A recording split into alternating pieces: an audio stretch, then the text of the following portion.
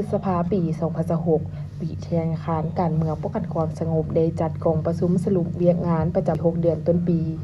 2026 โดยการเป็นประธานของทานพลจันตวาปริญญาเอกสุขนิรันดรกุลวงศ์หัวหน้าอำนวยการวิทยาคารการเมืองป้องกันความสงบมีคณะพรรคคณะบรรษาตลอดฮอดนายและพลตำรวจเข้าร่วม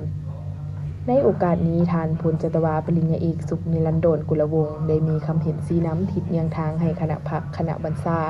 พนักงานครูอาจารย์ตลอดฮอดนายและพลตำรวจโดยเฉพาะเมนพนักงานครูอาจารย์ต้องได้เอาใจใส่ศึกษาอบรมการเมืองแนวคิดเป็นบุริมสิทธิ์สำคัญต้นโตและซ่อนห้อยเข้าในทุกโครงขีดเวียงงานเป็นปกติต่อเนื่องติดพันกับการเพิ่มทวีนำพาบรรษา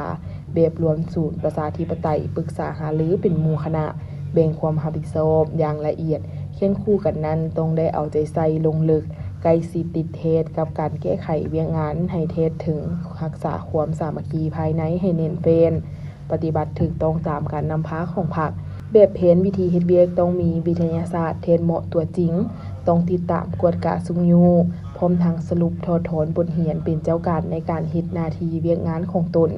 เอาใจใส่คนครัวบทสอบสร้างตำราสิโสนแต่งบทสอนขึ้นห้องสอนตัวจริงนำพานักศึกษาคนครัวสัมมนาคนครัววิทยาศาสตร์วิทยาการใหม่ๆเทคโนโลยีที่ก้าวหน้าและทันสมัยเสริมขยายหัวคิดประดิษฐ์สร้างความรู้ความสามารถสติปัญญาให้มีหลายรูปการขึ้น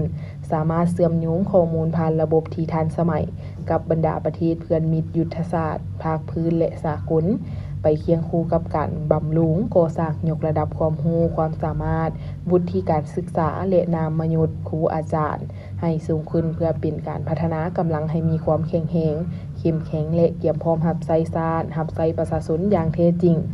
โตกับนักเรียนนักศึกษาต้องได้เอาใจใส่ฝึกฝนหล่อหลอมตนเองให้กลายเป็นนายตำรวจที่มีคุณทัศน์การเมืองหนักแน่นมีคุณสมบัติศีลธรรมปฏิบัติมีอุดมการณ์ที่ถูกต้อง